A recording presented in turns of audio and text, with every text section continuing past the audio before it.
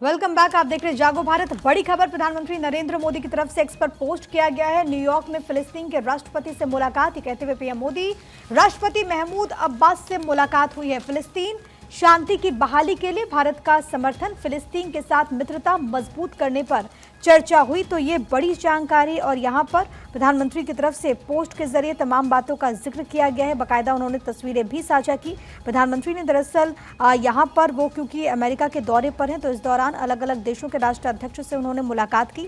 प्रधानमंत्री ने फिलिस्तीन के राष्ट्रपति महमूद अब्बास से बात की है और इस दौरान गाजा में मानवीय संकट पर चिंता भी जाहिर की गई। भारत फिलिस्तीन के लोगों के साथ है। इसके अलावा नेपाली पीएम से भी उन्होंने मुलाकात की थी। लेकिन फिलिस्तीन में जिस तरीके से हालात हमने देखा और खासतौर पर इजराइल फिलिस्तीन में विवाद, गाजा में जो स्थितियां, इन सब के बीच भारत ने अपने रुख को बहुत स्पष्ट रखा है। भारत ने कहा कि हम मानवीय पहलू का सबसे ज्यादा पालन करते हैं, उसका ख्याल रखते हैं और यही कारण है कि जब वहां पर मदद की दरकार थी फिलिस्तीन को तो भारत ने हाथ आगे बढ़ाया। और अब जब प्रधानमंत्री नरेंद्र मोदी खुद अमेरिका में मौजूद थे तो उन्होंने फिलिस्तीन के राष्ट्राध्यक्ष से मुलाकात की और उन्होंने कहा कि फिलिस्तीन में शांति बहाली का भारत पक्षधर है और इसके लिए हर संभव मदद का भरोसा भी उन्होंने दिया है। राष्ट्रपति महमूद अब्बास से मुलाकात के दरमियान की तस्वीरें प्रधानमंत्री ने साझा की। और चलिए आगे बढ़ते एक और बड़ी खबर आपको बताएंगे। अमेरिका भारत के बीच मेगा डील, ड्रोन से लेकर सेमीकंडक्टर तक सहमति बनी है। C-130J सुपर हरक्यूलिस को लेकर भी समझौता हुआ है। स्पेस में साथ मिलकर काम करने पर भी सहमति बनी है। क्योंकि पीएम मोदी इस समय दौरे पर चल रहे हैं, अमेरिका के दौरे पर कई सारे अहम समझौते इस दौरान हो रहे हैं। इसमें से आपको बता दें कि ड्रोन को लेकर समझौता हुआ है। अमेरिकी राष्ट्रपति जो बाइडेन ने भारत के द्वारा प्रमुख अमेरिकी रक्षा कंपनी जनरल एटॉमिक्स से 31 MQ-9B सशस्त्र ड्रोन की खरीद को अंतिम रूप दिए जाने की दिशा में हुई प्रगति का भी स्वागत किया। बाइडेन और पीएम मोदी ने चीन की बढ़ती सैन्य ताकत को लेकर साझा चिंताओं के बीच में रक्षा उपकरण की द्विपक्षीय पारस्परिक आपूर्ति को बढ़ावा देने का भी संकल्प लिया। इसके अलावा आपको बता दें कि अमेरिकी राष्ट्रपति ने डेलावेयर के विलमिंगटन में निजी आवास पर पीएम मोदी की मेजबानी की और दोनों नेताओं ने द्विपक्षीय रक्षा और सैन्य भागीदारी को प्रगाढ़ बनाने के लिए भारत अमेरिका संबंधों के विभिन्न प्रमुख पहलुओं पर व्यापक चर्चा की। इस दौरान MQ-9B ड्रोन डील को लेकर भी बाइडेन ने संकेत दिए हैं। तो काफी ज्यादा अहम डील भारत और अमेरिका के बीच में इसको माना जा रहा है। आपको बता दें कि मोदी बाइडेन वार्ता को लेकर एक संयुक्त तथ्यपत्र में कहा गया कि दोनों नेताओं ने अमेरिका भारत रक्षा औद्योगिक सहयोग के तहत हुई उल्लेखनीय प्रगति का स्वागत किया, जिसमें जेट इंजन, युद्ध सामग्री के लिए प्राथमिकता के आधार पर सह उत्पादन व्यवस्था को आगे बढ़ाने के कई सारे ऐसे जो मुख्य समझौते हैं वो किए गए हैं। चलिए खबरों में आगे बढ़ेंगे और अगली बड़ी खबर आपको बताएंगे श्रीलंका से, जहां श्रीलंका राष्ट्रपति चुनाव में वामपंथी दिसानायके जीते और 42% वोट मिले। आज शपथ ले सकते हैं। पीएम नरेंद्र मोदी ने जीत की बधाई भी उन्हें दी है और आपके साथ काम करने के लिए उत्सुक हूं, पीएम नरेंद्र मोदी ने ये लिखा है। तो बड़ी खबर आपको बता रहे, जहां श्रीलंका में 3 दिग्गज नेता नवल राजपक्षे, साजिद प्रेमदासा और रानिल विक्रमसिंघे को मात देकर अनुरा कुमारा दिसानायके ने राष्ट्रपति चुनाव जीत लिया है। और इसे लेकर पीएम नरेंद्र मोदी ने भी सोशल मीडिया प्लेटफॉर्म एक्स पर पोस्ट करते हुए उन्हें बधाई दी है। बधाई देने के साथ कहा है कि आपके साथ काम करने को उत्सुक हूँ। देखिए 24 नवंबर 1968 श्रीलंका के आपको बताते चले कि थम्बुथेगामा में एक मजदूर के घर पर उन्होंने जन्म लिया। अपने कॉलेज में विश्वविद्यालय में प्रवेश पाने वाले पहले व्यक्ति थे कुमारा और 1987 से 1989 के JVP विद्रोह में भाग लिया और राजनीतिक पारी की उन्होंने शुरुआत की है। 1995 में उन्हें सोशलिस्ट स्टूडेंट एसोसिएशन का राष्ट्रीय आयोजक नियुक्त किया गया और 2000 में पहली बार सांसद चुना गया। 2004 में दिसानायके राष्ट्रपति चंद्रिका कुमार तुंगा की सरकार में कैबिनेट मंत्री बने और साथ ही साथ देखिए 2014 में JVP के प्रमुख चुने गए और 2019 में राष्ट्रपति पद का चुनाव भी उन्होंने लड़ा लेकिन हार गए थे। और अब आगे बढ़ेंगे खबरों में। तिरुपति लड्डू विवाद के बीच चंद्रबाबू नायडू की तरफ से बड़ा ऐलान किया गया है। आंध्र प्रदेश के सभी मंदिरों में साफ सफाई होगी। हर धर्म की कुछ परंपराएं होती हैं, सीएम की तरफ से कहा गया। पिछली सरकार ने भावनाओं से खिलवाड़ किया। दरअसल आपको ये बताएं, उस पूरे विवाद के बीच में सीएम की तरफ से पिछली सरकार पर निशाना साधते हुए आरोप लगाया गया कि उनके कार्यकाल के दौरान तिरुमाला तिरुपति देवस्थानम में घी खरीदने की कई प्रक्रियाओं में बदलाव भी किया गया था। इसके चलते उन्होंने अनियमितताओं की जांच के लिए एक विशेष जांच दल यानी एसआईटी का गठन करने का फैसला लिया है। ये एसआईटी मिलावट के सभी कारण, सत्ता के दुरुपयोग की जांच करेगी और सरकार को रिपोर्ट भी सौंपेगी। यही नहीं, सरकार दोबारा इस तरह की घटना ना हो इसके लिए सख्त कदम भी उठाएगी। तो इस तरह से आदेश दिए गए हैं सीएम नायडू की तरफ से। चलिए आगे बढ़ते हैं। आंध्र प्रदेश के डिप्टी सीएम पवन कल्याण की तरफ से प्रतिक्रिया सामने आई है, जिसमें वो कहते हैं कि मैं 11 दिवसीय तपस्या अनुष्ठान कर रहा हूं। मैं भगवान वेंकटेश्वर से माफी मांगता हूं। ये भी डिप्टी सीएम की तरफ से कहा गया। उन्होंने कहा कि जब मंदिरों को अपवित्र किया जाता है तो हमें चुप नहीं रहना चाहिए। दरअसल जिस तरीके से पूरा मामला निकल करके सामने आया, उसके बाद पवन कल्याण की तरफ से कहा गया कि 11 दिवसीय वो तपस्या अनुष्ठान कर रहे हैं। और दरअसल उनकी तरफ से ये भी कहा गया कि हमें पहले क्यों नहीं मालूम चला, इसी को लेकर के वो प्रायश्चित करना चाहते हैं।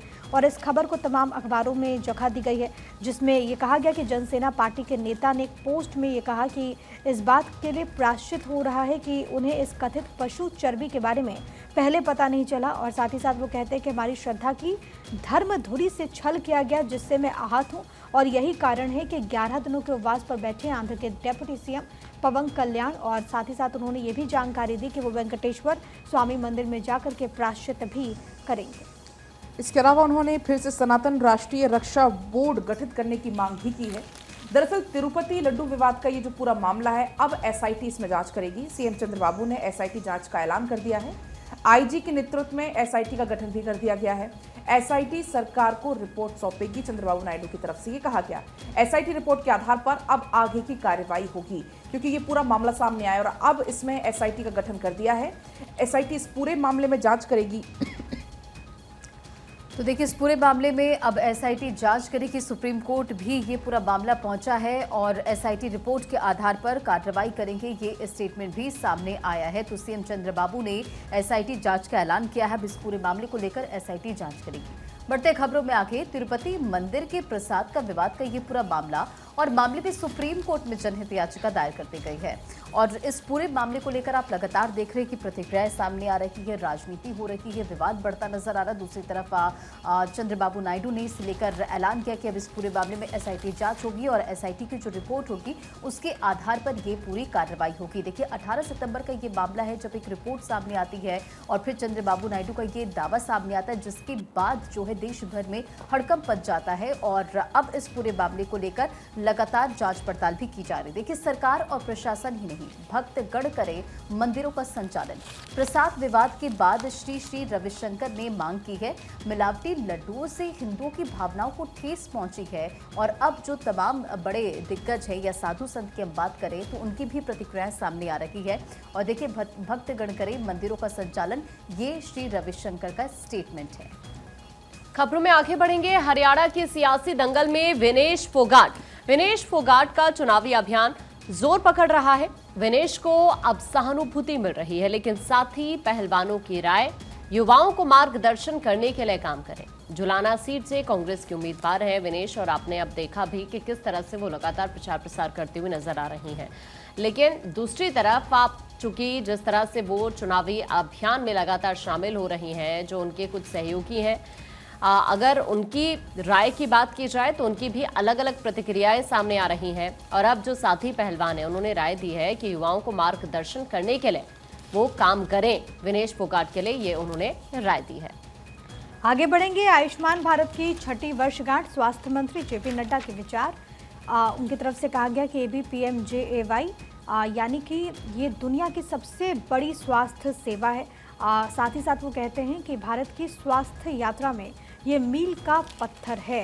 तो PM जन आयुष्मान भारत योजना को लेकर के उनकी तरफ से अपनी बात रखी गई, जिसमें देश के स्वास्थ्य मंत्री जेपी नड्डा ने कहा कि किस तरीके से भारत की स्वास्थ्य यात्रा में ये मील का पत्थर है, क्योंकि इससे लोगों को काफ़ी ज़्यादा फ़ायदा हुआ है।